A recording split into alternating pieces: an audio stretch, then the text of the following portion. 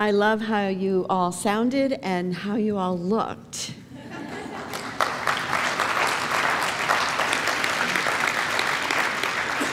It's just brilliant with the blues and the reds and the purples and the different sections that you sang. It's just gorgeous. So we are about 10 days away from Christmas, and so our focus this Sunday, next Sunday, is about the Christmas story, of course, and unpacking that. And we do that fully on the candlelighting service, which is this Wednesday night, and of course on Christmas Eve. And today I wanted to focus a little bit on the wise men and the star. So the wise men, the magi from the east, were most likely astrologers in Persia. And they would have known how to read the stars and, you know, the portents of the times.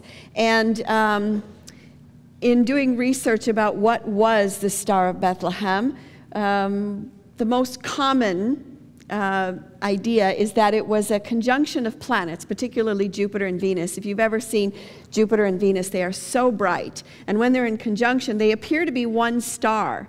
And the conjunction, the planets come together, then they move apart, then they come together, then they move apart. So the wise men would have traveled to the west, and they would have seen this constellation, this star pattern, repeat itself a couple of times. They have pretty much pinpointed the time that he was born, because you can look at when Herod was a ruler. The chances that Jesus was born on Christmas Day, on December 25th, is very unlikely. Part of the reason that Christmas is celebrated when it is because the early Christians were not allowed to worship Jesus. They were not allowed to practice Christianity because they were persecuted. They were fed to the lions, and it was illegal to be a Christian.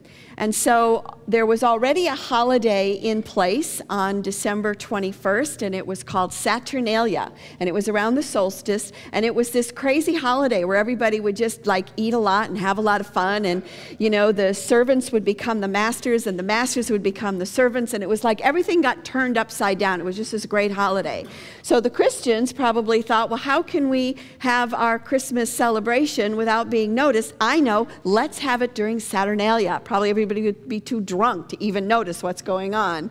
And so we have been celebrating Christmas, the birth of Jesus, on December 25th, but you know, who knows? Some people say, hey, Jesus was a Pisces, and of course, whatever sign you are, like, no, I think Jesus was, you know, a Leo or Virgo or, you know, whatever I happen to be.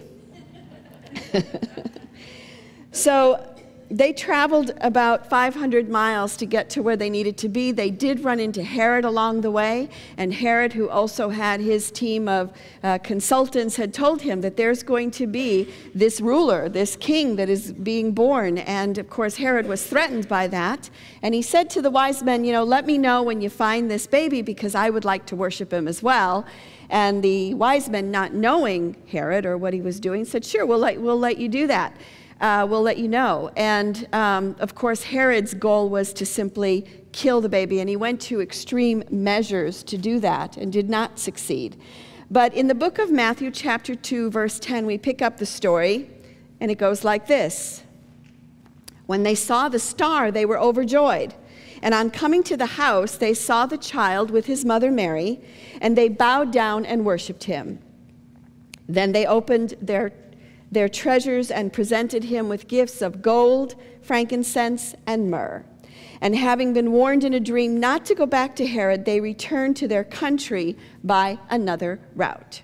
So we also pick up from this story that the wise men were very intuitive, and that they listened to their dreams for guidance.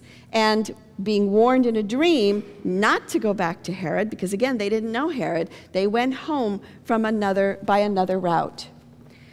So wise men represent within us the part of us that listens to our guidance and takes action. It is the part of us that listens to that inner yes, that inner like, yeah, and takes steps. They followed the star. That is what they are known for. And I think that's one of the steps on our journey, isn't it? that to follow that inner yes, to follow that which is calling us. Now, they didn't sit around and talk about the star. They didn't say, hey, there's this star and it portends the birth of this amazing person. And instead of sitting around and talking about it, they actually packed up their camels and they hit the road. And sometimes when we have a dream, when we have a vision, we can dissolve the energy by talking about it and not actually taking the steps. So that's an important piece of it. They followed what pulled them. So the star represents following your bliss. So what is your bliss? What is your happiness? What is your excitement? Following that is following the star. Another way to say it is our true north. That which says yes inside of us. That's that which has always said yes. From the time we were little to the time that we're old, there's something inside of us that's always calling us to awaken to the Spirit of God within us, and we each have that path that we travel. Joseph Campbell said it this way when he said, if you do follow your bliss, you put yourself on a kind of a track that has been there all the while waiting for you. Isn't that great? There's this track. It's there all the while waiting for you. And the life that you ought to be living is the one that you are living. Follow your bliss and don't be afraid, and doors will open where you didn't know they were going to be. So when we follow our bliss, things happen that wouldn't ordinarily happen. Goethe said it about commitment when he said, if you take that step toward commitment and you commit to something, that people show up and things happen that wouldn't necessarily have happened before, that there's boldness in courage and commitment. And when we follow our bliss, it leads us to who we're called to be and what it is we have to give on this planet. So when we're present to this, there are four steps or four things that happen with this. And the first is we need to be aware of what the star is. We need to be aware of what the dream is. We need to feel it and recognize it and learn to listen to it. That's the first step, is what is your star? What is your true north? The second step is to take action. Again, they didn't sit home and talk about the star. They got on their camels and they went out traveling, so we take action. The third is don't let Herod stop you. Don't let Herod stop you from pursuing your dream, right? And Herod is what? Herod can be the inner voices that are in our heads that are saying all the reasons why we shouldn't do certain things. We're not educated enough, we're too old, we're too young. I mean, you fill in the blanks, right? We've all got them. And not only do we have the inner Herods, but we have the outer Herods who are also saying, nope, can't go this way, or let me know what you're doing and I'll help you, but maybe not. There could be some sabotage there. So don't let Herod stop you. And then the fourth is when we do walk down that road, when we follow that star, when we follow that bliss, we have gifts and talents that we need to give back to the world. We have gifts and talents that in the scripture they presented to the Christ child. We present it to the Spirit of God within and all around us, and we give it back to the world. So following the star is following your true north. Now I have two examples of people, famous people who have followed their star and their true north. And of course, there's many, many, many others. But Amy Tan is one of them that I want to share with you this morning. She's the author of the Joy Luck Club and the Kitchen, is it the Kitchen Goddess or something? I mean, I think the Kitchen God's Wife. I've read all of her books and I love them. But she started out as an account manager. That was her job. And you know, she would do technical writing once in a while, but basically her job was to meet with customers and send them bills and check on accounts, and she hated it. It was absolutely horrible. And she was in this business with a partner, and she said, you know, I'd like to do more of the technical writing piece of this if I could. And her partner said, no, that is your weakest skill. You are not a very good writer at all. So no, and yet her inner star within her, so there's Herod trying to tell her no. And so she said, fine, then I quit. And her partner said, no, you can't quit, you're fired. You're fired. And you know what, you're never gonna make a dime writing. And so when she left, she ended up literally doing technical writing, sometimes 90 hours a week, just really, really working at it. And then she thought, you know what, I'm going to try my hand at fiction. I'm going to give it a shot. And of course, she produced some amazing books. So when you look at the steps, what are the steps? She knew her true north was writing. She may have thought it might have been technical writing there for a while, but she knew her true north was writing. She didn't just talk about it. She took the steps and started spending many hours writing, and she didn't let Herod stop her. She didn't let her business partner, who told her, no, I'm sorry, that's your weakest link, you can't write. She didn't let Herod stop her. And then, just as the wise men gave back gifts of gold and frankincense and myrrh, she gave us the gift of her writing. She gave us the gift of her books that are amazing. The second person I want to talk about who shared his gifts and followed the star is Steven Spielberg. Now, Spielberg did not do very well in school. He liked to walk around with an 8mm camera and film everything, particularly apparently like his train set. You know, like he'd make movies up about his trains. And he applied for film school, and he didn't get in. And he ended up studying English at California State College. And through a serendipitous event, he met Chuck Silvers, who was an executive in the editorial department at Universal Studios. And he said to him, hey, you know, why don't you come down and see me sometime? So Spielberg's like, fine, you know, and he's very young. And of course, you'd never be able to do anything like this today, but he put on a suit and a tie, and he had his briefcase, his father's briefcase, and in his briefcase, he had a sandwich and a candy bar. And he walked up to the gate, and the guard was there, and he just sort of waved at him like, yeah, I come and do this every day, and the guard just let him through. And he ended up hanging around with writers, and he ended up hanging around with directors, and he found a vacant office that nobody was using, and he became a squatter. And he would go to work every day. He would put on his suit, he'd walk through the gate, and he would sit down in this office. And he even got little plastic titles, and he put his name in the building directory that said Steven Spielberg, room 23C.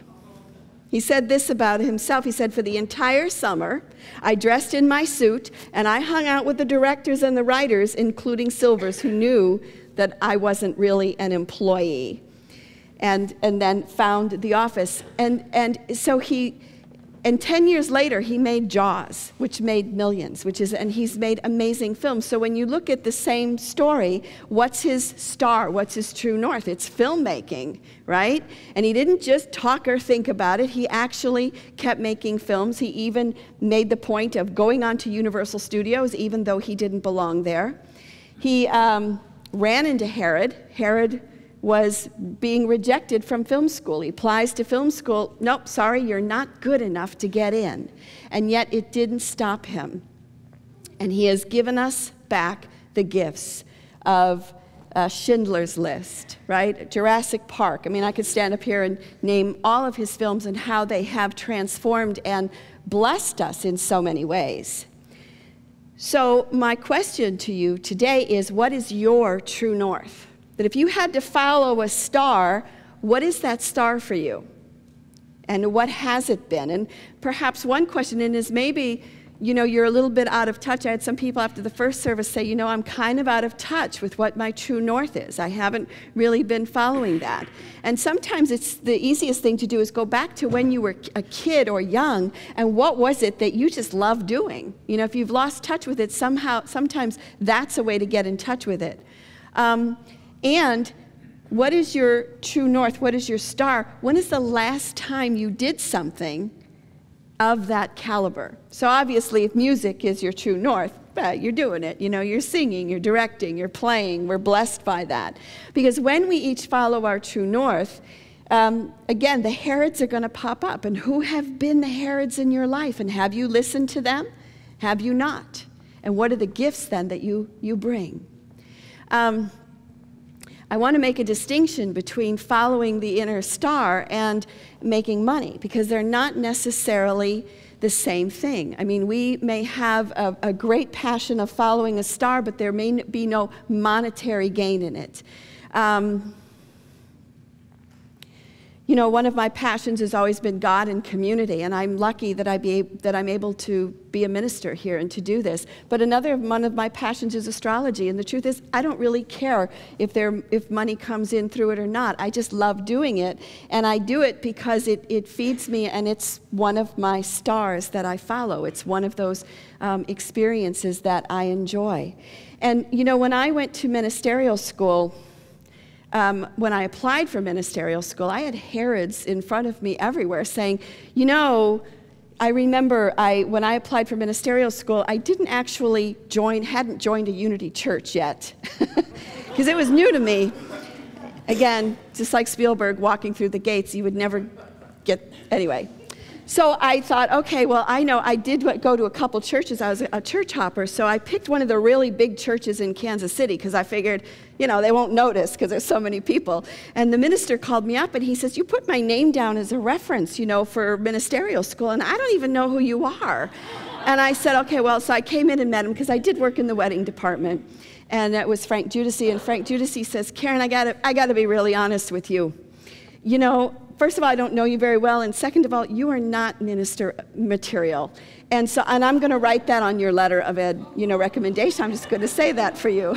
And I said, well, you know, you have to do what you have to do. But obviously, I got in. And then, like 10 years later, I was on a committee, the Licensing and Ordination Committee, which is a board that, you know, approves people to be licensed or ordained. And who is on the committee with me but Frank Judici? And so we would be interviewing students, and when one of the students left, someone turned to Frank and me and said, so do you think that person's going to make it in the field? And Frank looked at me and he said, I've learned never to make that distinction again, or that prediction.